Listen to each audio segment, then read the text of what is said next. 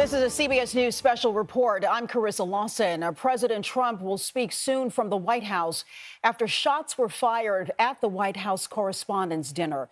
The president, vice president, and members of the cabinet were all rushed out of the room and are safe. The suspected shooter is in custody. Let's bring in White House producer and reporter Olivia Rinaldi right now to tell us exactly what else happened. The chaos tonight, Olivia. Carissa, it's good to be with you. This evening, we were inside the ballroom at the Washington Hilton. I was seated at the back of the room. We were near the entrance where people were funneling in. We had just sat down for dinner, conversation was flowing, and then all of a sudden we heard what sounded like 3 to 4 successive shots. Originally, it sounded like plates had fallen, loud noises, but I was there in Butler. That was gunfire, and we knew it. We jot down, got on the ground, got under the table as everyone was gathered underneath there. We could also smell the gunpowder that was fired. We sat under there what felt like a lifetime, but was really about 20 to 30 seconds, maybe about a minute, until we were able to get up. We heard agents yelling. They were going into the kitchen to try to figure out where these shots were coming from, to try to clear the area. We know that there were kitchen staff that were in there that were held at gunpoint, that held their hands up to signal that they were not a threat as Secret Service was trying to secure the area. Then what happened, I saw Steve Scalise, who is the House Majority Leader. He was ushered out. Of course, he was the subject of his own assassination attempt back in 2017. He was ushered out, as were other members of the cabinet, including the Defense Secretary, the Energy Secretary, the Interior Secretary. Up on the dais, we saw the president, the first lady, his press secretary, and the vice president all be ushered out, along with our own Weijia Zhang, who was sitting right there. All of them were taken out. After a while, it was just a bit of unsure feeling in that ballroom. We weren't sure what actually happened, as everything happened so quickly. Then shortly after, the Secret Service told us to leave the area. So some of us started leaving. I left through a galley kitchen with other members of the press. Once we were out on the street, we then walked as far as we could, got into an Uber with some of our colleagues who drove by, and then tried to make it to our bureau in downtown Washington. Nearly every single street that we passed was shut down because President Trump was still at that ballroom, and there were questions about whether or not he would continue, whether he would go on. On Truth Social, he wrote, "It was quite an evening. D.C. law enforcement and Secret Service acted quickly and bravely." He said the shooter was apprehended. He recommended that the show go on, but he said that would be entirely guided by law enforcement. Some members of our staff, including Ed O'Keefe, as well as other members of the press, waited there in that ballroom. Ultimately, though, Secret Service said it is not safe. They got the president back to the White House, where the president said that he would be giving a press conference in 30 minutes. That was a True Social he posted a little bit ago. So you can see right there the press briefing podium. We are waiting to hear from the president. Members of his staff are there. I can see them in the press briefing room, trying to put the presidential seal on the podium, which signifies that the president is going to speak. I also want to point out, in that press briefing room right there, our own Weijia Zhang, going right from the White House Correspondents' Dinner to the front row there at the press briefing room, to talk to the president about what happened tonight. So that's where we are right now. We are waiting to hear from the president. We have reporting from our own Nicole Sganga and Richard Escobedo that one of the rounds that were fired actually hit a Secret Service agent in his bulletproof vest. We are told the agent is expected to be okay, but this was a significant and scary event tonight at the Washington Hilton, where the president was set to address reporters tonight in the White House Correspondents' Dinner. Olivia, you were there, and I also want to bring in correspondent Natalie Brand. She was also at the dinner tonight. And Natalie, what did you see from your perspective? I was seated at a table right next to Olivia. So we were in the back, right next to the door where these gunshots could be heard. Boom, boom, boom. At first, like Olivia said, it didn't sound like a gunshot, maybe perhaps a platter crashing to the floor, plates crashing. My colleague sitting next to me, Torian Small, realized right away what this was, the gravity of the situation. He threw us basically to the floor. We all crawled under tables, colleagues huddled together, huddled, hugging, praying, praying that we would all be safe. And thankfully, we were inside that room. Then there was some confusion and chaos. Some people saying that we should evacuate, others that we should stay. We ended up leaving. This may have had to do with the president wanting the show to go on, but then noting that it was up to his Secret Service to assess the situation. Obviously, thousands of people were there. We all went through security. Our purses were checked. We went through the mags like you would at a major event or a campaign rally. But the difference is there were just so many people, the volume of people. It felt like it didn't take too terribly long to get through security. And obviously, given what's happened, this type of situation sadly was on our minds that this could be a possibility. Thankfully, we made it out. Were there protesters outside of the building as you were all going inside, Natalie? There was a small group of protesters, maybe a dozen or so. In past years, it seemed like the demonstrations have been larger, so it wasn't completely out of the ordinary. We were quickly escorted in. Obviously, we sensed that security would be extremely tight. There would be a perimeter around the hotel, the property, given that the president was going to be in attendance tonight. Well, senior White House correspondent Weijia Jiang is president of the White House Correspondents Association and joins us on the phone. Weijia, you were at the podium at one point. You were in the room. Talk about what you saw. I was in the room sitting at the head table with President Trump.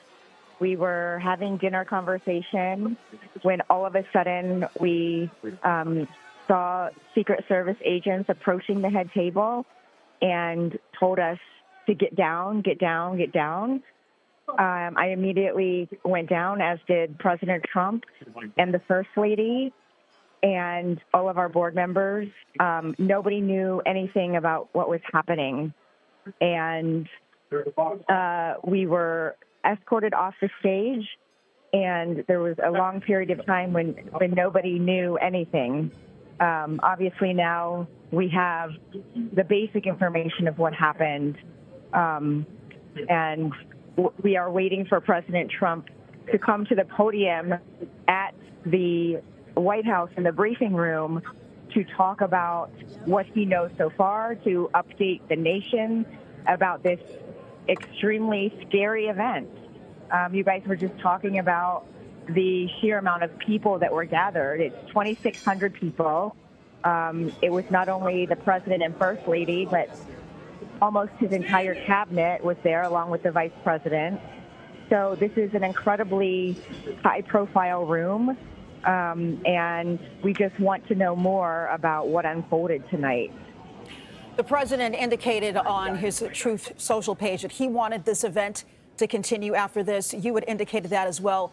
What transpired in terms of why it did not continue? Well, obviously, when something like this happens, Secret Service is immediately in action and securing the entire area and looking for potential reasons to either stay or go from an event. And it was their decision that the best thing was to leave for security reasons. And so I did come to the White House with President Trump, and we are waiting for him now. Weijia, when you went back up to the podium to say that the event would not continue, you were obviously very emotional, very shaken. Talk about what was going through your mind at that moment. Well, what was going through my mind is my 7-year-old daughter was there, my husband was there, my parents were there, and it just is a huge reality check. And I think, on a night where we all came together to celebrate the freedoms in the First Amendment, we also have to think about how fragile they are in this country because, shootings and would-be shootings happen every day. And it doesn't matter if it's, the White House Correspondents' Dinner or anywhere else in this country. Nobody should have to feel that way. Nobody should have to feel scared to be anywhere in a public place. And that is not what this country is about. So I think that I was just pretty rattled because we were still waiting for more information and details. Talk a little bit more, Regia, about the significance of this dinner for people at home who may not, really know why it's so important. This dinner is all about acknowledging how vital the First Amendment is to our democracy. So every year, the Correspondents Association comes together to do that and honor award winners and scholarship recipients who want to be reporters like us. It's also a chance for the press and the president to get together in a different context and recognize the important relationship, despite how complicated it might be.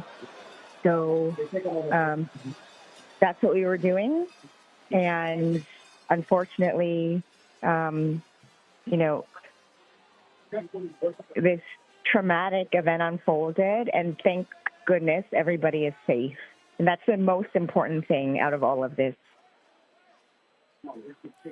Let's talk a little bit, Regia, about the types of security concerns leading up to an event like this where you have the president, the vice president, so many high-profile dignitaries in the room all together at one time. Well, this is like any other event that the President of the United States attends. Obviously, weeks go into preparing, into making sure that it is going to be a secure area. And there is heavy, heavy security to even get into the perimeter of the building, which is why we, are still eager to learn more information about how this security incident happened. But anywhere you go near the hotel for this event, there are Secret Service agents, there are law enforcement agents. It is heavily, heavily, filled with people who are there to protect not only the president but everyone else who's there. So I will say it was, very quick when we heard alerts that something was wrong. We saw just an entire flood of Secret Service agents ushering us out. I actually have to prepare for this press conference now, but I will check in with you later.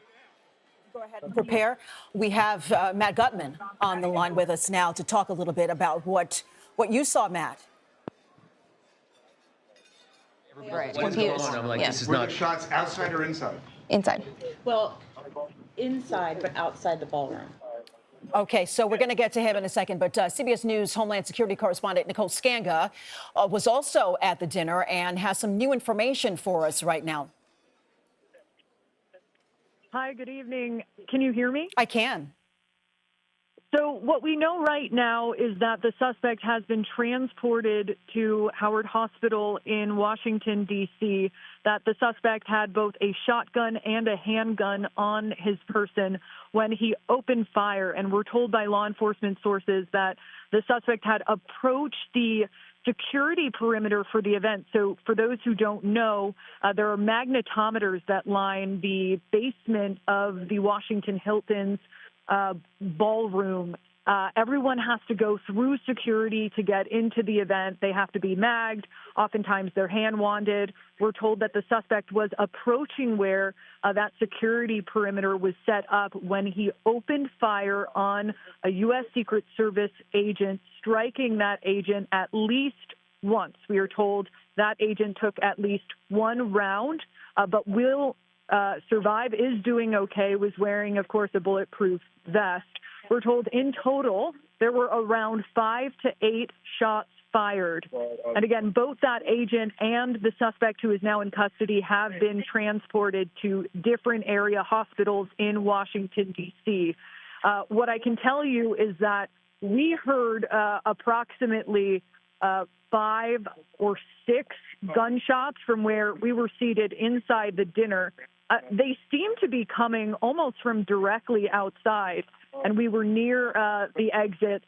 When we heard that, Secret Service immediately directing us to get down, get down. I was seated next to our national security contributor, Sam Vinograd, who, of course, has training. We immediately went underneath our tables where we were covered there. But it was a flurry of gunfire. It was not as if we heard shots and then more shots later. We're told there were 5 to 8 gunshots in succession, and the threat was immediately neutralized. And again, both the Secret Service agent who neutralized the threat and the suspect transported to area hospitals. The only person we are told suffering critical injuries right now is the gunman. You mentioned Sam Vinograd, and actually that's our CBS News national security contributor who is joining us now herself. Sam, can you hear me? I can, thank you. Okay, tell us what you saw. Well, having been seated next to Nicole and other colleagues, we heard a succession of shots fired and quickly got under the table. From that point, there was certainly a lot of movement as individuals were trying to get to safety. And I will say that protective details leapt into action instantaneously. We heard and saw U.S. Secret Service and other protective details immediately shield their protectees, cabinet officials, the president and vice president, and very quickly move them to safety.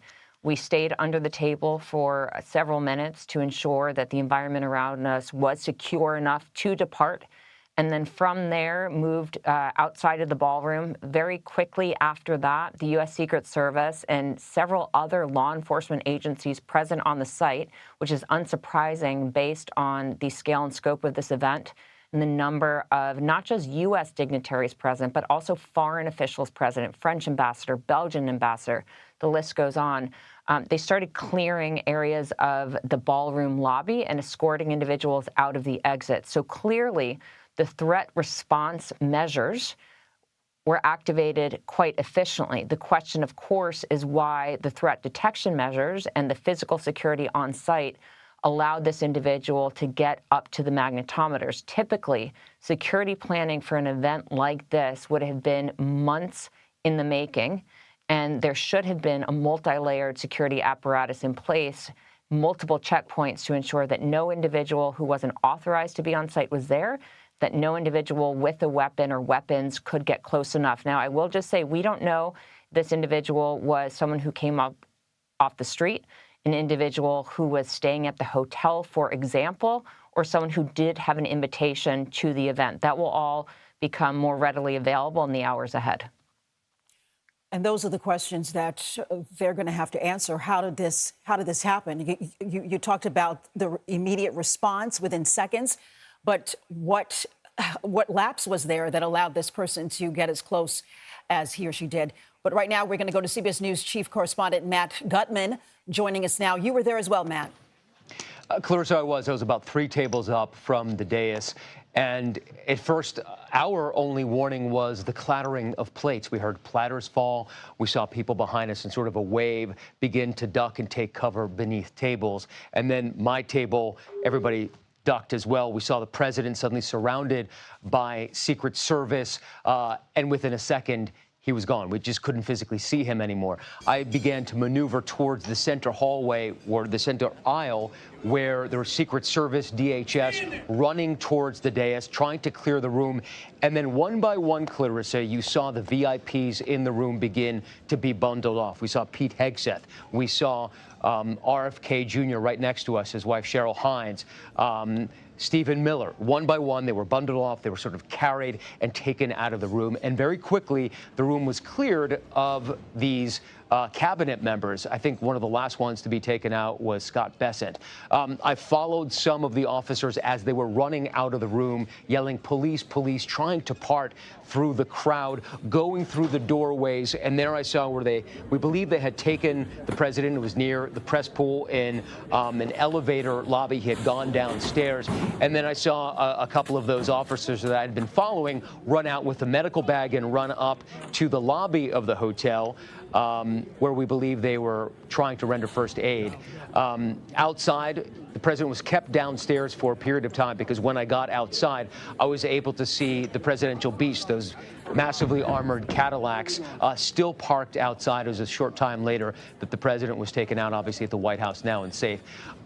You know, it is incredibly rare for something like this to happen, an attempt on the president, not so much this president, the third attempt, but how public it was in front of essentially almost every reporter in Washington and people from around the world is incredibly rare, so public, so visible, so conspicuous. And again, you have been talking about this so far. The questions: how did someone with any sort of weapon manage to get in? Where was the security? And I think what a lot of people don't understand at home, it was my first time here, how crowded that room is. You are shoulder to shoulder, cheek to jowl with all these people.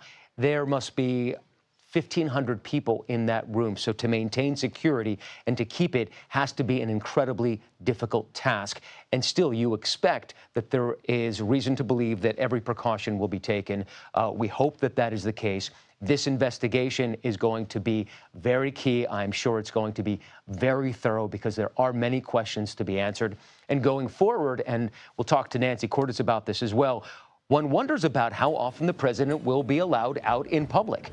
How will he address people? What will security look like going forward? These are massive questions after tonight. And again, I cannot imagine a more public forum for an attempted assassination to take place. It is reminiscent of obviously Butler, but also the assassination of Robert F. Kennedy Jr. back in 1968. Clarissa.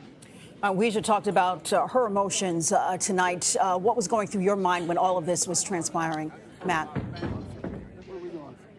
I mean, I'm a journalist. I've covered war for the better part of 25 years and conflict, disaster. So I was immediately in reporter mode, and I know that many of my colleagues were in the same mode. As soon as I could get the phone out of my pocket, I got it out, and I began filming. I sort of began an army crawl towards that center aisle to get a better vantage point of the security forces coming in, trying to protect the president, then bundle him off. And as soon as I looked over to the dais, they were gone. I mean, it was incredible how quickly they protected him, got him out once they realized what was going on. But I think for many of us in the room, it was the instinct of being a reporter that took precedence. You know, I wasn't so much worried about my safety, but trying to figure out what was happening in the room. And I think one of the things that was so disorienting for us, Clarissa, for the people in the front of the room, is that we heard nothing. There was no gunfire. We didn't hear a shotgun. We didn't hear 5 shots or 4 shots or 8 or however many there were. The first sign that something had happened were plates clattering and people begin ducking like a wave that you see at a sports stadium, just a wave of people starting to go under the tables, Clarissa. As we talk about the questions that need to be answered and asked, one of the things is we don't even know yet if this gunman was in fact targeting the president. There's been a lot of hatred towards press, so we don't know if the person was there to hurt the press there or the president, right, Matt? We're not sure yet. No, it is unclear what the target was. But, I mean, this was a dinner in which is the first time that the president has been at the White House Correspondents' dinner in over a decade. It was very clear that he was going to be there. There were protesters outside. They heckled correspondents and security personnel as we were going in.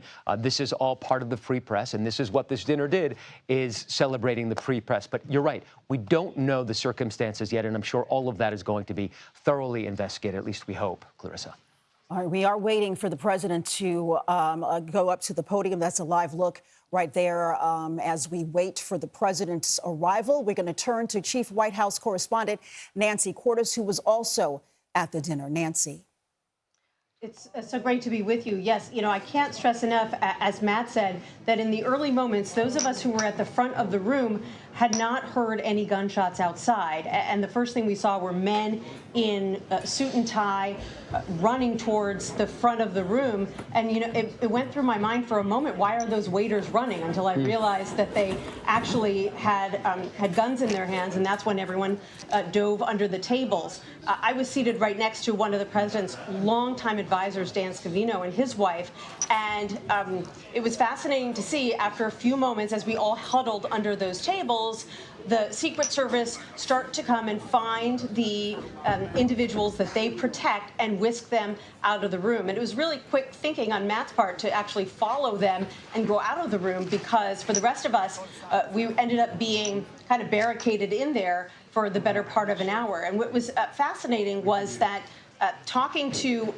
officials in the room, talking to folks who were hearing from the White House Correspondents Association, the president was still there for about an hour. He was not taken out of the Washington Hilton and whisked back to the White House. He was sheltering in place just like we were, in a more secure area. We couldn't get to that area.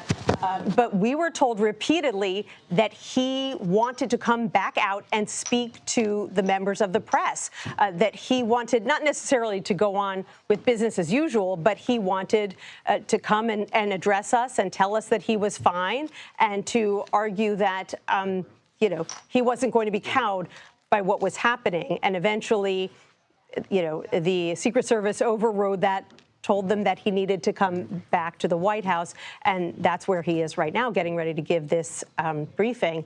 And there we see him now at the podium. All right, Nancy, the president just stepped out to the podium, so we're going to listen in right now. But incredibly acted upon by Secret Service and law enforcement, and this was an event dedicated to freedom of speech that was supposed to bring together members of both parties with members of the press, and in a certain way it did, because the fact that they just unified, I saw a room that was just totally unified. It was in one way very beautiful, a very beautiful thing to see. A man charged a security checkpoint armed with multiple weapons, and he was taken down by some very brave members of Secret Service, and they acted very quickly and have just released, for purposes of transparency, clarity, I've ordered it to be put out. You probably have it by now, put out on Truth and put out on many other platforms. A tape showing the violence of this thug that attacked our Constitution, and also showing how quickly Secret Service and law enforcement acted on our country's behalf. Really did a great job. One officer was shot, but saved by the fact that he was wearing obviously a very good bulletproof vest. He was shot from very close distance with a very powerful gun, and the vest did the job. I just spoke to the officer, and he's doing great. He's in great shape. He is has very high spirits, and we told him we love him and respect him, and he's a very proud guy. He's very proud of what he does, Secret Service agent. And we looked at all of the conditions that took place tonight, and I will say, you know, it's not a particularly secure building. And I didn't want to say this, but this is why we have to have all of the attributes of what we're planning at the White House. It's actually a larger room, and it's much more secure. It's drone-proof, it's bulletproof glass. We need the ballroom. That's why Secret Service, that's why the military are demanding it. They've wanted the ballroom for 150 years for lots of different reasons, but today's a little bit different, because today we need levels of security that probably nobody's ever seen before. But everyone owes a tremendous debt of gratitude to the courage of law enforcement, the law enforcement, and working with the D.C. police, and we just spoke with the mayor. And when we're finished, the police chief is going to take over and discuss it also from their viewpoint. but they also performed exactly as they were supposed to. And you see the attacker in different positions, but you also see the attacker totally subdued and under control. So as you know, this is not the first time in the past couple of years that our republic has been attacked by a would-be assassin who sought to kill. In Butler, Pennsylvania, less than 2 years ago, you all know that story. And in Palm Beach, Florida, a few months after that, we came close. We really had, again, we had some great work done by law enforcement. But in light of this evening's events, I ask that all Americans recommit with their hearts in resolving our difference peacefully. We have to resolve our differences. I will say, you had Republicans, Democrats, independents, conservatives, liberals, and progressives. Those words are interchangeable, perhaps, but maybe they're not. But yet everybody in that room, big crowd, record-setting crowd. There was a record-setting group of people. And there was a tremendous amount of love and coming together. I watched, and I was very, very impressed by that. But First Lady and I were taken very well care of, very quickly rushed off the stage.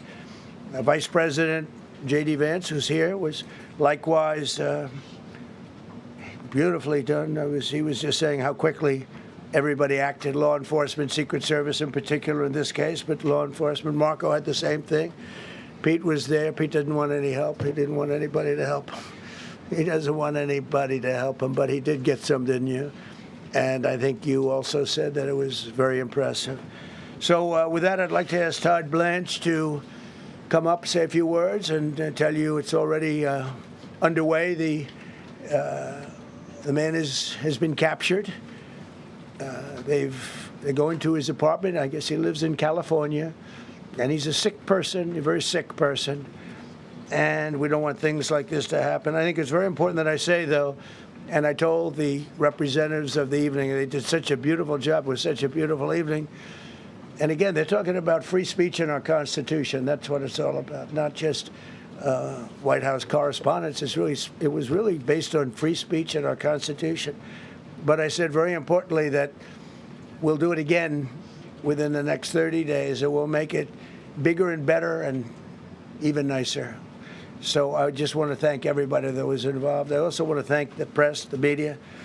You've been very responsible in your coverage. I will say I've been seeing what's been out. You've been very responsible. So Todd Blanche, I'd like to say a few words, and then we're going to have cash. And then you're going to go on. We can ask, I guess we can take a couple of questions. I want to thank the First Lady that was a rather traumatic experience for her. There was a lot of action taking place up there very quickly. But again, the response time was really incredible. And we're going to reschedule. We're going to do it again. We're not going to let anybody take over our society. We're not going to cancel things out because we can't do that. We wanted to stay tonight. I will tell you, I fought like hell to stay. But it was protocol. They said, please, sir, because they didn't know there was a lot of action going on, and they didn't know could there be probably a lone shooter, but we'll find out. We'll find out very quickly. They have it very well under control. So I want to thank everybody very much. And Todd Blanche, please. Thank you very much, Mr. President. Tonight you saw the very worst and the very best of this country. You saw the very worst by the actions of that coward that the president just talked about. But you also saw the very best because you saw law enforcement do exactly what they're supposed to do. And you'll see the videos come out, I expect, very shortly, and you'll see law enforcement do exactly what we want them to do. And so I echo what what President Trump just said, that we are extraordinarily grateful and appreciative of the men and women of law enforcement that did their jobs tonight, including one who was injured. This investigation is ongoing. I expect you will see charges filed shortly. The charges should be self-evident, given the conduct, but as you'll hear, there will be multiple charges surrounding the shooting, around the possession of firearms, and anything else that we can get on this guy. The investigation is obviously ongoing and just started. There is federal law enforcement already working on search warrants. and doing their job, and I don't want to get ahead of them and don't want to get ahead of the work that they're doing even as we speak. Director Patel and I were just on the crime scene a short while ago, and everybody in this room should rest assured that the Metropolitan Police Department, the FBI, Secret Service, everybody's on the scene doing their job.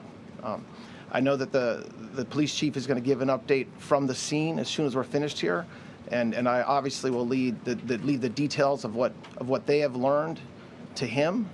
But in the meantime, I just want to thank everybody in this room for the courage, and I want to thank President Trump for his words, and I promise you, justice will be served. Thank you, Dr. Patel. Thank you, General. Thank you, Mr. President. The President's absolutely right. You saw the best resolve of American law enforcement because you, Mr. President, inspire them 24/7, 365. You give them the resources that they need, and they know that you have their back. And that is a changing dynamic in this country, and that's why you saw brave Secret Service agents respond immediately, swiftly, subdue and take down the suspect, and safeguard the lives of thousands of individuals at that hotel. Thanks to our interagency partnership with the Department of Homeland Security and the Metropolitan Police Department, the FBI was rapidly deployed onto the scene, took over the evidence response unit, is examining all the ballistics that were found on scene to include the long gun and the shell casings. We are conducting witness interviews as we speak. You will hear from our team on the scene there with the mayor and the head of the FBI field division there. But please know what the Attorney General has just said reigns no truer. You saw the very best of America tonight. The very best unite us at a time of uncertainty, because we have leadership here with the President and the Vice President that backs law enforcement, and the men and women that I shook their hands on the scene today could not have been prouder to show up on scene. And as the Attorney General said, make no mistake, we are conducting witness interviews. If you have any information whatsoever related to this event, 1-800-CALL-FBI, 1-800-CALL-FBI. No piece of information is too small. No piece of information is inadequate. We will evaluate it all. We will also be conducting interviews of those that were there. And if any of those individuals have information, please come forward to law enforcement or the FBI or the Metropolitan Police Department.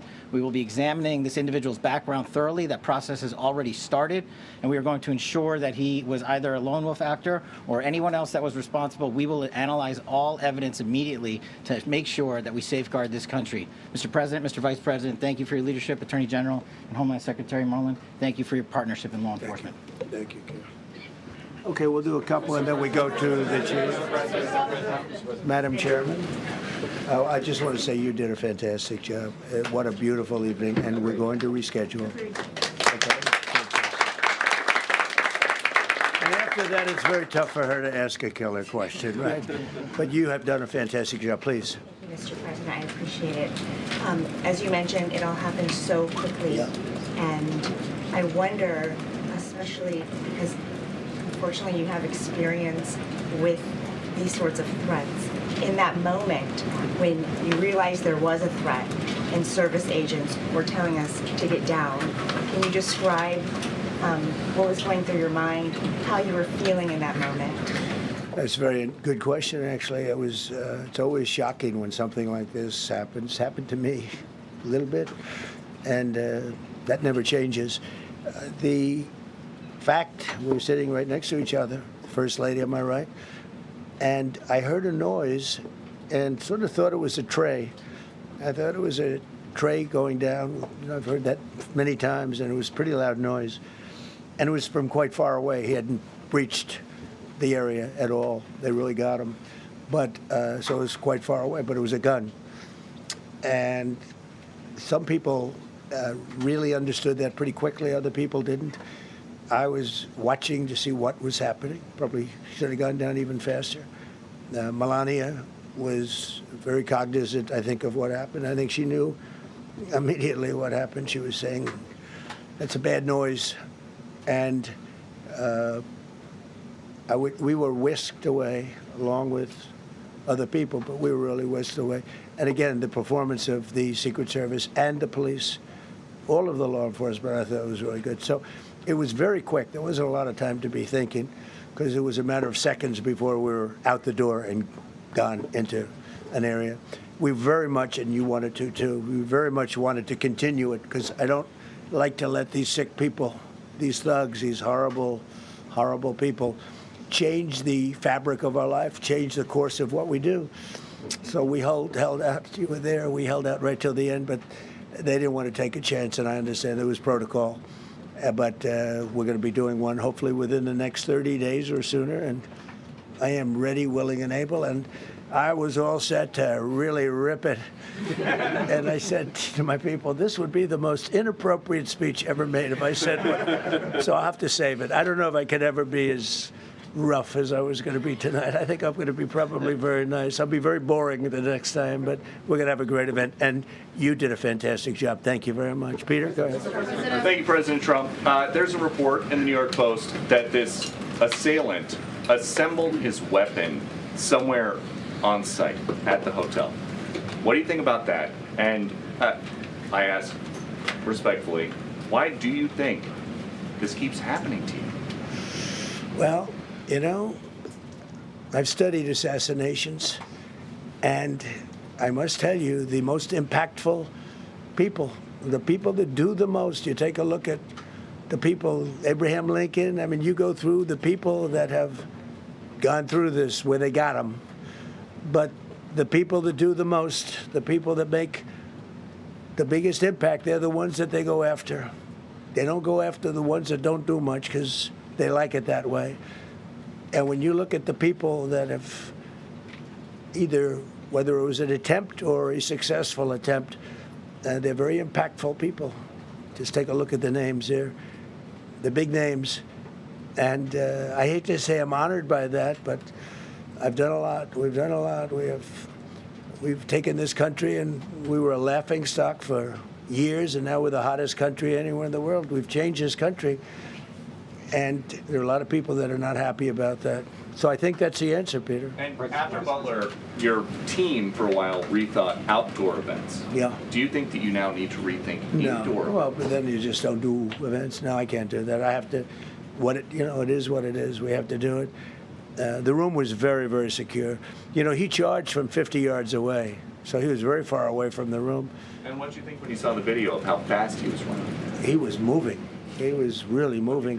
And the reaction time was great. Boy, those guys, they had their guns drawn literally by the time he was there. They were shooting. That's right. I thought they were very impressive. And if I didn't, I'd let you know, I'm not going to be... I would not stand for that. No, I thought they were very impressive. Thank you, President Trump, and thank you for updating us on the suspect earlier. Were you aware of any threats? Was your team aware of any threats beforehand? And do you believe you were the target of this tonight? I guess. I mean, these people they're crazy. They're crazy, and you never know. He was very far away from me. He had to go through a lot. We had resources all over. We had resources sitting at tables, literally in disguise, sitting. Maybe at your table, who knows? But we had people all over the room, so he had a long way to go. That was really a first line of defense, and they got him. And they really, they acted incredibly. No, there was no notification. We had no idea. Go ahead, Kevin. Kevin. Do you know any political motivations from this? Well, you never know. Now, we'll be able to tell you that maybe by tomorrow or the next day. He's in custody, and they're asking him a lot of questions. I guess they're going over Todd, and they're already at his apartment. He lives in California. Yes, sir. And they're over there, so they'll be able to tell you. Thank you, Caitlin. President Trump, did the suspect say anything, or was he wearing anything that would allege some type of motive here? Nothing. No. I mean, he was a guy who looked pretty evil when he was down. They had him down. He was fighting hard. He was in my opinion, a sick person. Who would do that but a sick person? But I think you're going to find everything about him. No reason to talk about it now. But tomorrow at this time, long before this time, you're going to know a lot of things about him. They seem to think he was a lone wolf, and I feel that too. Are you concerned about U.S. Secret Service protection ability? We saw several of the detailees take minutes to be escorted out the room. No, they acted very quickly. No, I was very impressed by Secret Service. I mean, I'm the one, and Mark Wayne, you would agree with that, I think. Absolutely. I'm the one that would complain. You don't have to complain for me. I would be complaining. I'd be up here right now saying they didn't do their job. Oh, believe me, because, it's my life. And I want to live because I want to make this country great. That's why I want to live. But when you're impactful, they go after you. When you're not impactful, they leave you alone. Okay, a couple of more.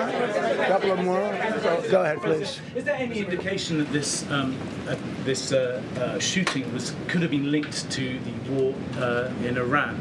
I don't think so, but you never know. We're going to know a lot. We have the best people in the world working on it, and we're going to know a lot. Please. Mr. President, there's a lot.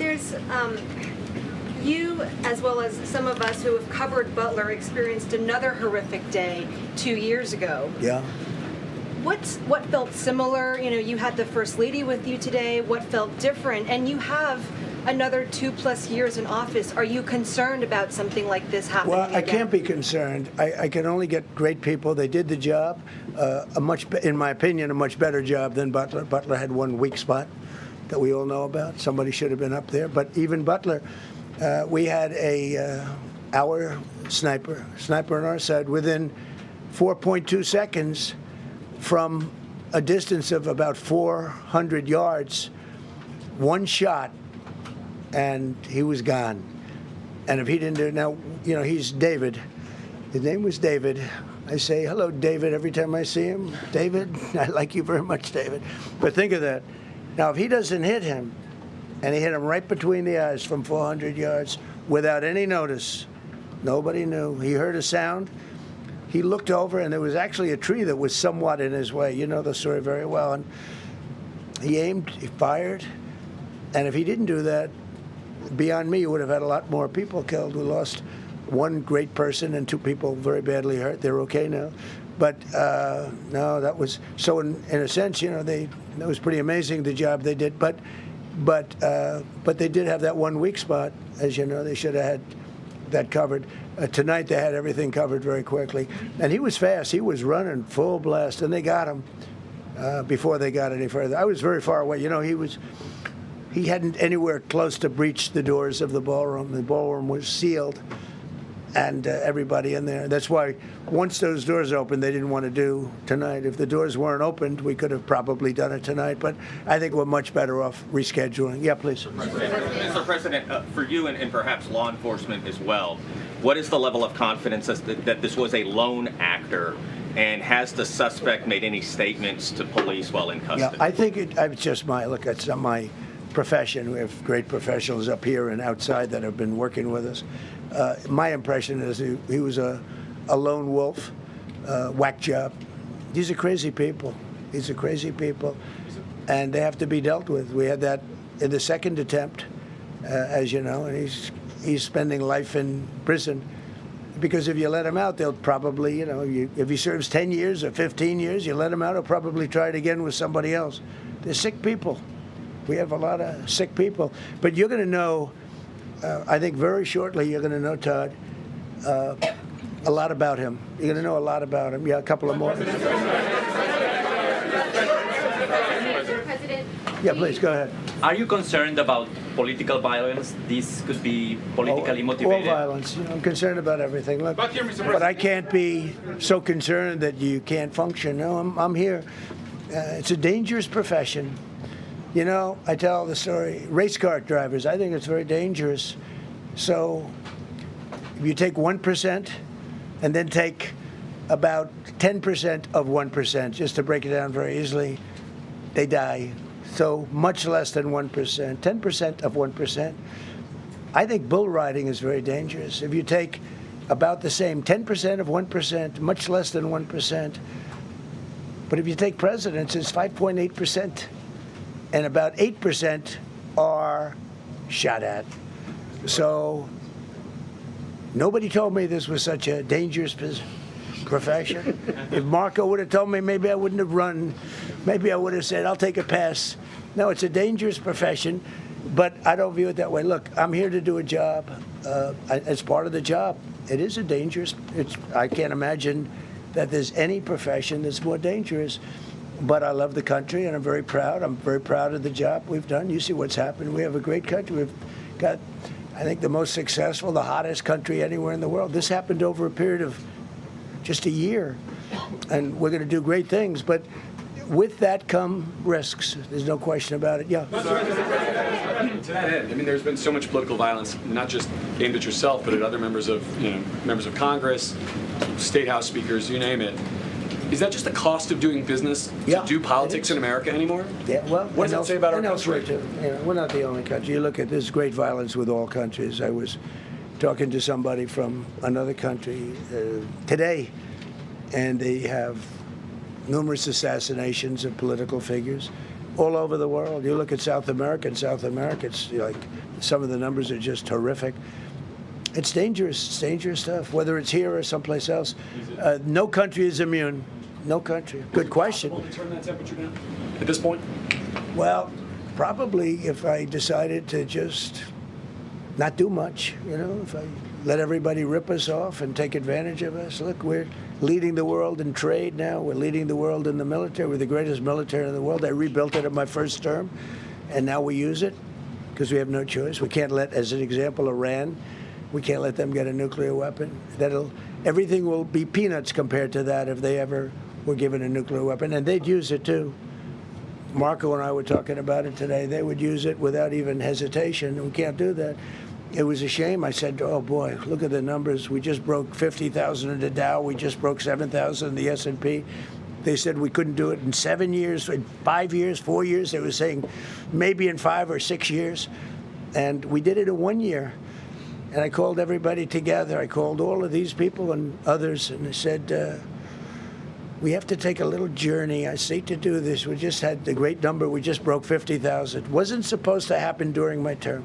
Wasn't reachable. We did it in 1 year, and I said, we're going to have to make a journey to Iran. They're going to have a nuclear weapon if we don't do it. We had the B-2 bombers take them out. I terminated in the first term the Obama agreement, the Iran nuclear agreement, which was a disaster. That was a road to a nuclear weapon. They would have used it. They would have used it 100%. So, when you do things like that, you become a target. If I wasn't doing that, I guess I'd be a lot less of a target. But I'm honored to be. Okay, one more question. Go ahead.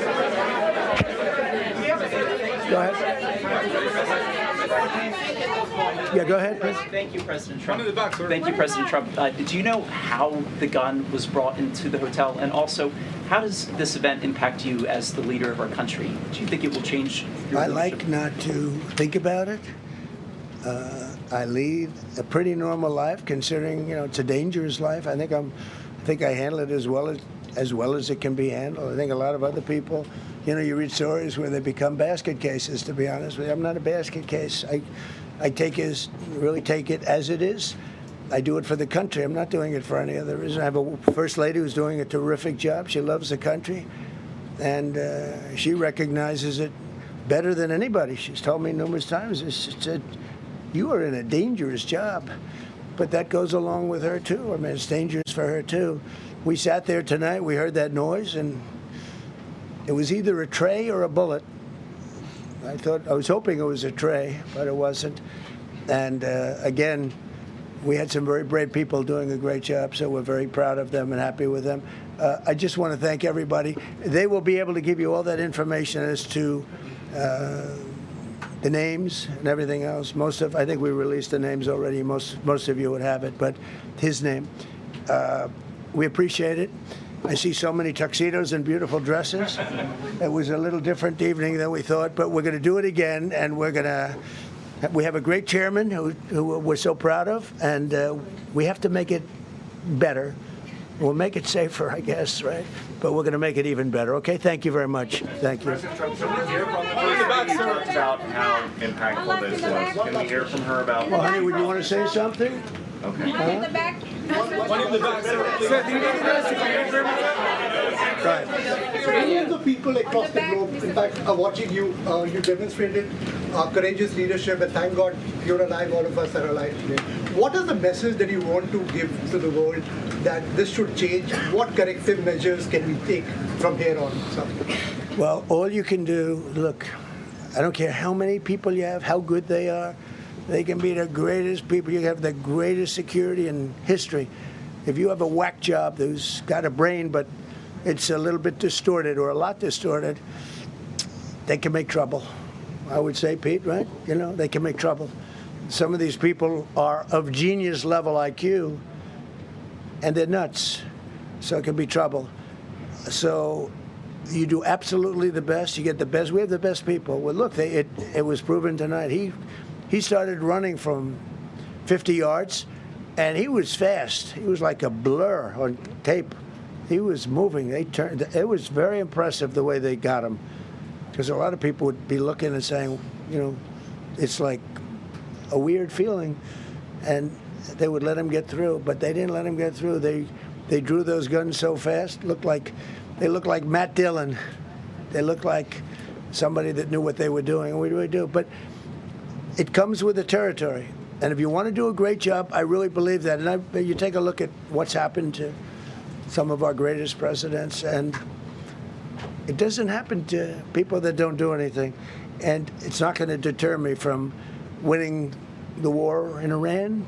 I don't know if that had anything to do with it. I really don't think so, based on what we know. But we're going to continue to do a great job. That's all I can do. Thank you very much. We'll see you tomorrow. Thank you. Thank you. Thanks, President Trump. Thank you. Glad you're okay. You've been watching President Donald Trump in an extraordinary late-night, Saturday night press conference, appearing with two members of his cabinet in a tuxedo, because it's a night that began in honor and celebration of the First Amendment and the Constitution, and ended, as too many nights in America these days, end with a conversation about political violence.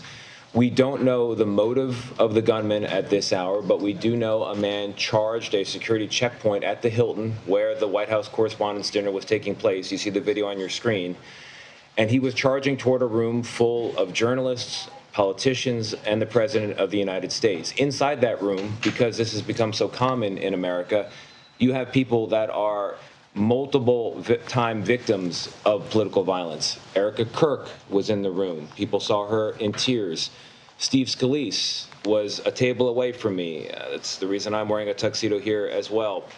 He was a victim of political violence. And then, of course, you have the president himself. That is the context for what we're talking about tonight. And we also know more about the specifics on the gunman himself. Matt, you've been looking into that.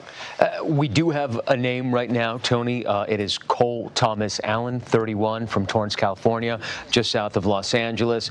Our understanding so far is that he has no known criminal record. We don't know much more other than the pictures we are now seeing of him being taken down, hands shackled behind him, zip-tied, face down. We do know that he brought at least two weapons in, a shotgun and a handgun. He was able to fire some of them, as you saw him sprint through that security cordon towards that room that was closed off, sealed, as the president had just said, with many, many hundreds of journalists, VIPs, and politicians inside. We don't have a motive, but we don't exactly know what his target was at this moment. We don't have a moment. We have the context, and I'll give another note on the context here. There's the pattern of political violence with other politicians for many years now. We've had these conversations, it seems like every other week sometimes. And on the way out, as we were all escorted out, forced down one particular pathway, there are protesters. It is a free speech event. Protest is a free speech right. One of the signs that I saw on the way out said, "Death to tyrants, death to them all." Protected speech, ugly speech, and the kind of speech that can lead a broken mind to charge a security checkpoint like we just saw. And Tony, I was in the room before this incident happened, talking to a White House official about all the threats that they have been getting. And they were talking about the decision that they were making about whether to move and where to move, because there is this heightened threat environment. You have several top White House officials and cabinet members who are actually living on an army base right now because it was determined that that was the safest place for them to live. We were just on the salad course when this happened. The President of the United States, who just said in that press conference, I was really ready to rip it tonight. He was very excited. This was his first time in either of his terms actually attending the White House Correspondents Association dinner. It was our Weijia Jiang who made that entreaty to him, arguing this was all about the First Amendment, the relationship between the press and the president, urging him to come. He was looking forward to it. He had worked with his joke writers on a speech, and we had multiple officials telling us after this shooting that he wanted to stay and give the speech anyway until the Secret Service told him that he had to leave. You're seeing video on your screen right now that I shot from my table about 20 yards from where the president was sitting. You heard the president in the press conference praise law enforcement and the Secret Service response. I will say we were all in the room. The pictures that the president posted of the suspect face down on the rug, that is quite close to a set of stairs that goes down to the ballroom itself. It's maybe 100 yards, 150 yards from the entry point into the ballroom and then the ballroom itself. It's not a great distance, so you can't fault his confidence, but I'm sure there will also be a review here of how close he got and why he was able to get so close. You mentioned Weijia Zhang. Our Ed O'Keefe is not far from here across town with Weijia right now. We're going to go to him now. Ed? Good to see you again. We obviously were all together in that ballroom about, 2 hours ago now when this happened. The rest of us were on the ballroom floor at our tables, and Weijia was up on stage on the dais in her role not only as senior White House correspondent, but as chairwoman of the White House Correspondents Association. For the uninitiated, remind them, what is this association? What were we doing tonight? The White House Correspondents Association serves as the bridge between the White House Press Corps and the administration. And once a year, we host this dinner for all of those people in both groups to come together to celebrate the importance of the First Amendment and all the freedoms in the First Amendment. So we were doing that today. This was, in the middle of dinner, and the formal program had not started, but we were all seated. We were, having conversation. I was talking to President Trump because I was sitting there with him. And it was so quick. Did you hear it? We heard commotion, and then I saw the Secret Service agents plunging toward our head table. And it took me a couple seconds to realize what was happening. But when I heard them say down, down, down, I, of course, crawled to the ground as quickly as possible. And there was President Trump right in front of me. We were touching because we were both sprawled out on the ground. In front of him was the First Lady, and agents were telling us to move when they thought it was safe. So we crawled out into You had to crawl off the stage. Yes, I crawled off the stage. And I had no idea what was going on. I just knew that there was some sort of threat. The president and the First Lady were whisked away, and we were just holding for a while to see if we could find out more details about what was happening.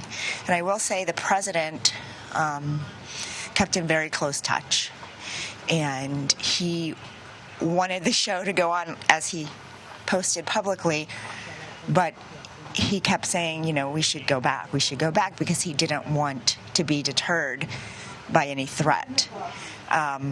So ultimately, of course, law enforcement decided that was not a good idea, and we came here to the White House. And we're going to do it again. The president says that we are going to do it again. In fact, he called me back to have a conversation with him before he posted about it, and he explained that despite the fact that he really wanted this dinner to go on tonight, that it would have to wait. But he stressed multiple times that he wanted to have the dinner at some point because he thought it was important. This is the first time President Trump had ever agreed to come to this dinner as president. He didn't do it in his first term, and right. hadn't so far. Yeah. Right. And in the briefing just now, you heard him. He said, tonight was supposed to bring the White House and the press together, and in a way this has, because you realize the gravity, and you realize that the one thing we have in common, the one thing is our duty to the American people. Right. And at the end of the day, that's what it's about. And he was quite reflective about that, I thought. You've spent months, a year, working on this. This happens. They're asking me to ask you because we're all concerned as colleagues. How are you feeling? Thank you for asking that. What we do isn't about a big fancy dinner party. Right. In some ways, what happened tonight is actually a much better reflection of what it is we do. Because when I looked on my phone, and I didn't go into the ballroom, but I was scrolling just trying to find out what people were reporting, I saw many reporters reporting live from in the room and tweeting from in the room and having no idea whether their lives were at stake because they didn't know if there was an ongoing threat. And that's what reporters do. And that was on full display. And why do we do it, even in the most unthinkable circumstances? To inform the public. We're not doing it for ourselves. So. Tony, and we all ran back here, and we'll be here through the night to sort out what's going on. I know there's some other information being shared up the street, so we should go deal with that, Tony. Thank you, Weijia, thank you very much. Ed, thank you very much. That's not where they expected to be tonight. That's not where we expected to be tonight. It's been a very strange turn of events. We are waiting, and we'll go to, when we have it, a police update. It looks like they've begun. Let's listen in. Men and women do each and every day to protect our protectees. It's not easy, and I will tell you that they performed admirably. We got to see what they do, and that individual, when he charged a checkpoint, was apprehended. It shows that our multi-layered protection works, and I'm grateful to our partners that help assist us with building these sites and protecting these sites. Very fortunate that this officer is alive, is being observed, and I'm grateful that the President reached out to this officer and spoke with him earlier. I ask everybody to pray for him and all of our officers and agents that were involved, and I will tell you, we will continue with the mission. Thank you. Thank you. Judge Pirro. I'm Janine Pirro. I'm the United States Attorney. Right now, the defendant is being charged with 2 counts, 924C, using a firearm during a crime of violence, and a second crime under 111, which is assault on a federal officer using a dangerous weapon. Now, as you all know, there was an individual, a uniformed Secret Service officer, who fortunately, he is doing all right and he will be fine. But it is clear, based upon what we know so far, that this individual was intent on doing as much harm and as much damage as he could. And thankfully, because of the checkpoint right outside the ballroom, where thousands of people were situated to hear the President of the United States, because that checkpoint worked, there was no one who was injured when it was clear where this defendant was going. Now, I want to make one comment. As a participant, someone who was in the ballroom, who came this evening to be part of a very lovely event at the White House Correspondents' Dinner, I, for the first time, was in a situation where there were shots fired, shots heard, and a whole room went silent. When I lifted my head and when I looked up, every law enforcement officer was out there as we all had our heads down, thousands of them. These are the men and women every day who do what they do silently, and they do it with courage and with dignity. Thank God for our partners, the FBI, the Secret Service, the Metropolitan Police. All of them tonight acted so quickly that they prevented what could have been a horrific event where we were all sitting there in one room. The defendant will be arraigned on Monday in federal district court. But make no mistake, there will be many more charges based upon the information that we are learning in this very fluid situation. Thank you. We'll take a few questions. Right here in the front, right here in the front. That this suspect is specifically targeting the president, and is he talking to law enforcement now? Sure. So at this point, what we know is we know the individual charged the checkpoint with a firearm in his hand. We know he was running in the direction of the ballroom that the president was in, as well as other cabinet members. So what his specific motivation was, we can't say at this point. However, as we continue to investigate that, we'll continue to work towards that. Chief, when you say here, there seems to have been a lack of authorization to come to this event. Was this a failure on the Secret Service? I mean, what we have here is a multi-layered approach. The director spoke about it. We have officers on the outside from the Metropolitan Police Department, along with the escort. The inside portion of any presidential site is handled by the Secret Service and law enforcement partners. This is a multi-layered approach. The point of this checkpoint is to intercept individuals that were there, and what we see in this case is when he reached that checkpoint, Secret Service agents and law enforcement engaged him immediately. They were able to bring him into custody and prevent anyone from being harmed.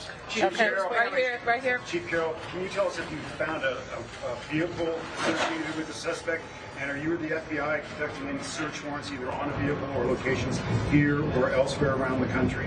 Sure, Mark. So as you can imagine, this is very early in the investigation. So, things we're digging into is his background, vehicles. Those are all things that the FBI, the Metropolitan Police Department, and the Secret Service are working together jointly to determine, is there anything else that's available? So I would imagine as we continue to go through this investigation, there will be additional search warrants and things of that nature as the investigation progresses. Is the suspect known to law enforcement? At this point, he was not known to the Metropolitan Police Department, I can tell you that. Right here. There are multiple other parties and events happening associated with this weekend tonight. Is there any reason to believe that there will be security concerns at those events? Are there preparations being made locally to protect those attendees? Yeah, absolutely not. So we have no indication. This is an isolated incident with one individual is the information that we do have. However, we do have additional officers across the city that are giving special attention. We do know there were some after parties and events that are planned that we will be providing coverage for those events. Yep, right here. The president said that this is not a particularly secure building. Do you agree with that assessment? I'm not exactly 100% familiar with this building. I do know in this incident tonight, I know there was a security plan that was developed by the Secret Service that the Metropolitan Police Department assisted with, and I know that security plan did work this evening. Right here. Thank you so much. Do you know specifically if President Trump was a target of this attack? And can you speak to, there was reporting about the suspect assembling a long weapon and to get into the ballroom? Yes, so as we said before, we do know the president was inside the ballroom. We know there was cabinet members and many guests in there. Who specifically he was targeting at this point, that's part of the investigation. We do know that he was armed with a shotgun when he ran through that checkpoint, so that would look like a long weapon in video. All right, right here. Can you clarify, earlier you said there was an exchange of gunfire. Did the suspect fire any shots? And did the uniformed officer, do you know yet which weapon he was shot? Yeah, obviously we're only a couple hours into this incident, so we don't have that level of information.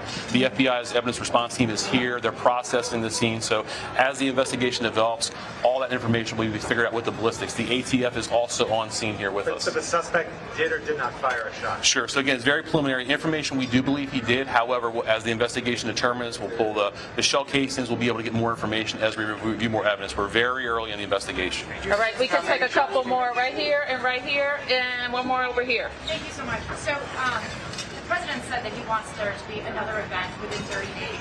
Given what happened tonight, do you have any sense of what additional security measures might be put in place to ensure that something similar does not happen again? Sure. I'll toss it to the Secret Service. Yep, this is what we plan for every day. So we take each and every case and we evaluate it, and we do site assessments. And that's why we go out and build these sites per what the event is, and that's how we go about our business. So will there be any changes or added measures given that this did happen? We're going to have to evaluate this evening. Thank you. Chief, was there any indication how the suspect got into the hotel? Was it a guest here and searching rooms? Sure. So preliminary information, we do believe he was a guest here at the hotel. We have secured a room here in the hotel, and again, we'll go through the appropriate procedures to determine what was inside there. But that is secure. At this point, like I said, we believe he is the only suspect in this case. Okay. To jump on that question, I understand the multi-approach to security, but to walk in with a weapon of that caliber and get all the way to the ballroom, which is on the lower level, seems to be quite an extraordinary feat. how does that happen? Sure. So again, I mean, we're very early in the investigation, so we'll have to determine, we'll go through video across the hotel to figure out how the gun got in, how it got down here. Those things will come through the investigation. At this point, we don't have that level of detail. Okay, last one. Yes, video appears to show the president falling down when being escorted out. Was he injured at all during his evacuation? No, we don't have any information that he was injured. All right. Could you clarify how he was detained? If he was not shot, could you clarify how he was detained? Sure. So law enforcement right here in this very area, they actually tackled him to the ground and handcuffed him. And how many people are in the hospital? Can you give us his name? Not at this time. Do we know? We will release his name, Mark, once we have all the information. Again, we're still running a lot of things down. How many people in the hospital? In the hospital, so we have the Uniform Division Secret Service officer who's being evaluated at the hospital who took a round to the vest, and the suspect is being evaluated, but he was not struck by gunfire. Just right here, are you looking at any terrorism charges?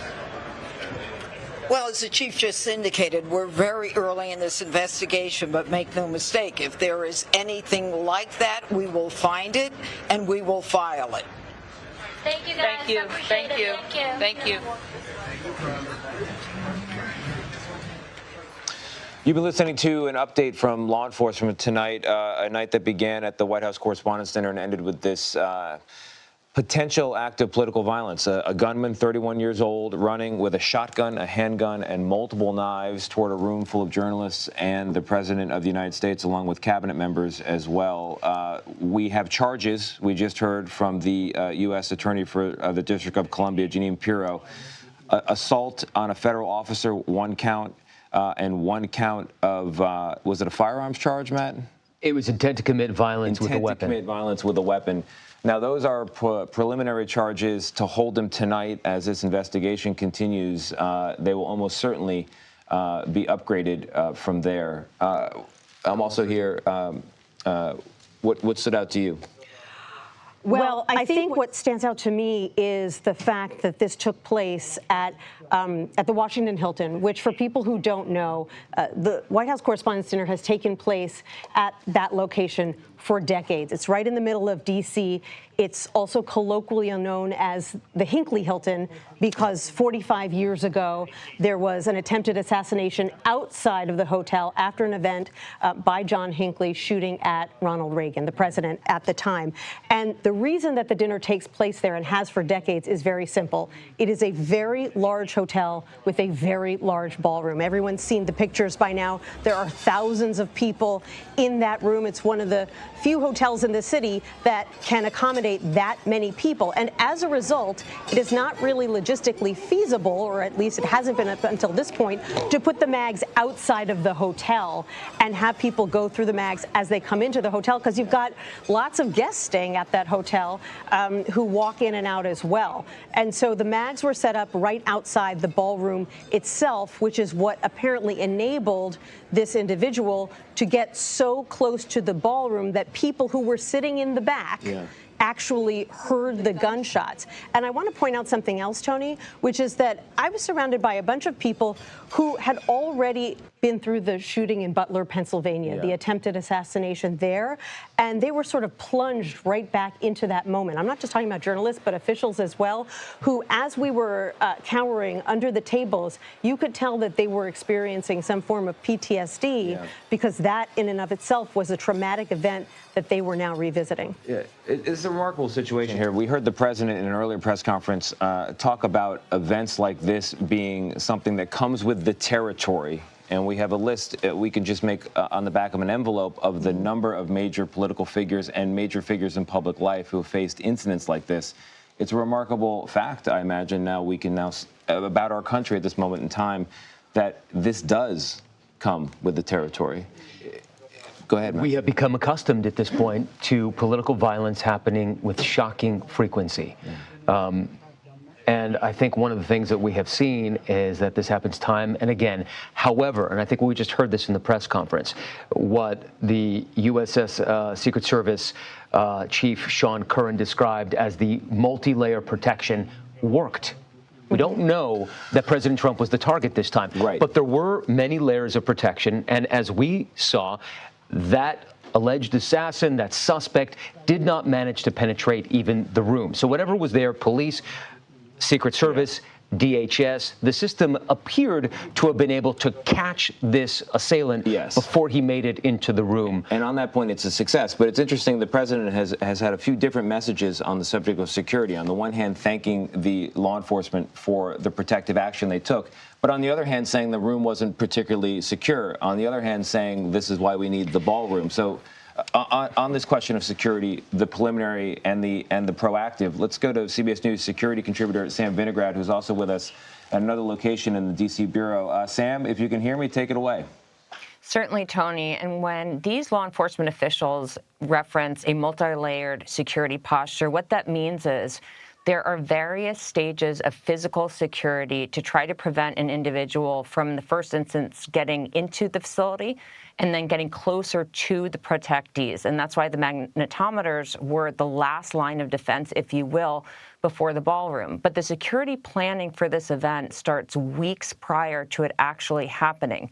The U.S. Secret Service is in the lead for the security planning for this event and does weekly countdown meetings, daily calls with all the various law enforcement agencies that are involved, as well as a private security that's there protecting other individuals present on the site. There are physical security preparations made, as well as a very broad and deep sweep of intelligence information. I will note, if this individual was in fact a lone gunman who was not known to law enforcement, it is more than likely that intelligence just wouldn't have done the trick. And what that brings us to, Tony, is real questions about the screening of individuals that were allowed into the hotel. And what the coordination was like between the hotel and the law enforcement officials present on site. The last thing I'll say is that right now, law enforcement officials at all levels of government are conducting digital, forensic, and visual analysis to try to ascertain this individual's profile, as well as his travel patterns. And that will take some time, likely before we get further information on motive, travel patterns, how long this was planned, and if there were any red flags along the way. All right, Sam Vinograd, thank you very much. We also have CBS News Homeland Security correspondent Nicole Skanga with us. She was in the room along with the three of us and is now outside with reaction. She's been listening along. Nicole, good evening. Good evening, Tony. We know that the suspect here, Cole Allen, was a teacher from Southern California, and police are saying here this was an isolated incident. That's important, believing that he acted alone, but also making clear that they are currently searching his hotel room. And I really want to underscore that point because it points to planning that this individual must have gone through in order to secure a hotel room at the Washington Hilton. It's part of the reason investigators believe that he was able to get not one but multiple firearms. We're told he had a handgun and a shotgun on his person. He was shot several times. Right now he is at Howard University Hospital in custody, where Secret Service and MPD are. MPD, of course, on the site took him into custody and delivered him to the hospital. He now faces 2 charges, as we've been talking about, the weapons charge and, of course, assault on a law enforcement officer. To Sam's point, it seems like law enforcement had very little on this individual prior to tonight. It'll be interesting to see whether or not the Washington Hilton does any sort of screening or background checks for guests that are in this close of proximity to the president, many secretaries.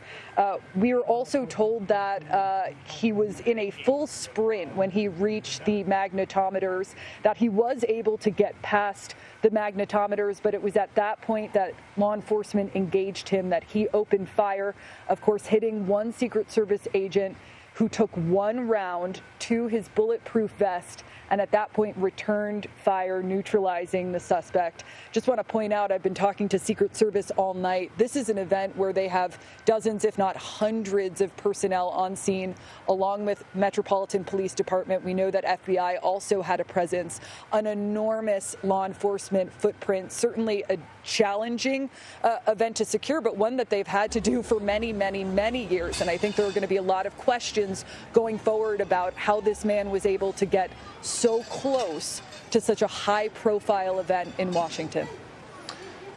Nicole, thank you very much. It is 11:30 in the East, 8:30 on the West Coast. If you're just joining us, we are interrupting normal programming because the evening of the President of the United States was interrupted in a potential act of political violence against a room full of journalists, politicians, cabinet members, and the President himself. I'm in a tuxedo because I was there. The President had a press conference not long ago addressing what just happened.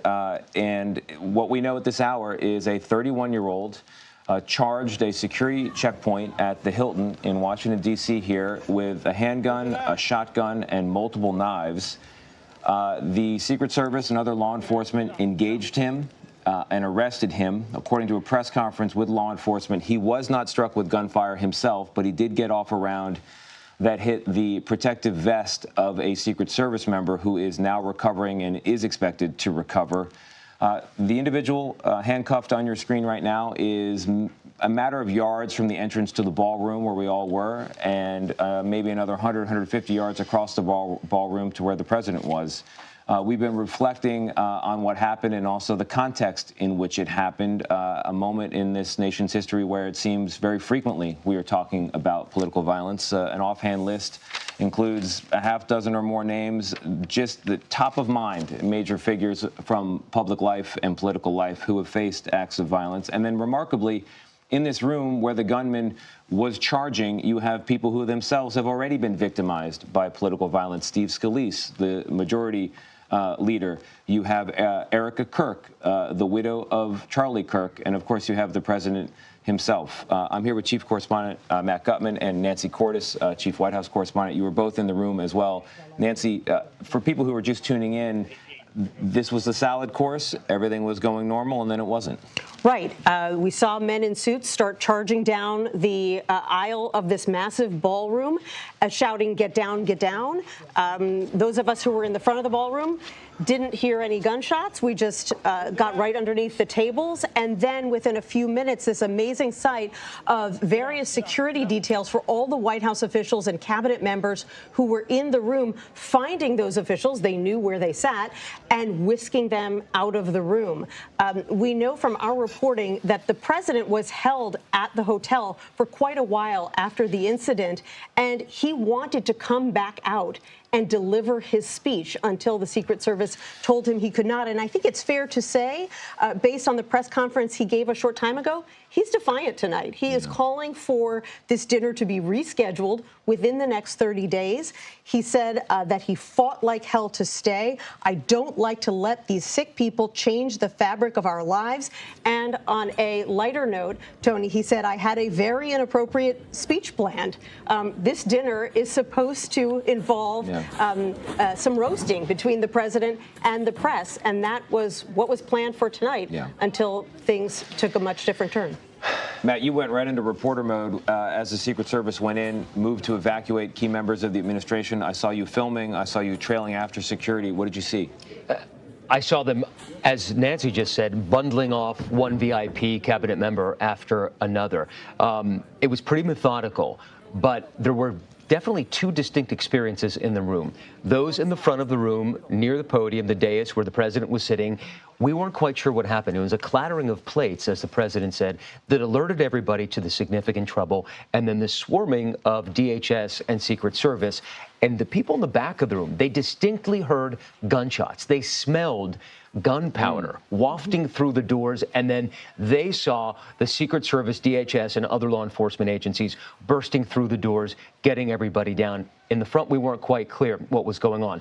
I followed some of those security service police or whoever they were saying, police, go through the crowd, parting the crowd, running to the elevator where the President was, just down, and they grabbed a medical bag, and I think they took it up to where the gunman was and where that Secret Service member was down. But obviously, a massively chaotic moment. And I think one of the distinctive elements here is how quickly we know many things about this investigation. It's less than 3 hours in. We have charges. We know who the suspect is. We know where he is from. There is video of him charging into this. So this is unfolding more quickly than I think any investigation in recent memory. because this was so very public in front of more journalists than I think have ever been witness to a potential act of political violence. No shortage of witnesses, and we'll go to another one right now. Senior White House and political correspondent Ed O'Keefe, who was also in the room and then rushed off to the White House to cover the president's press conference. Ed, good evening.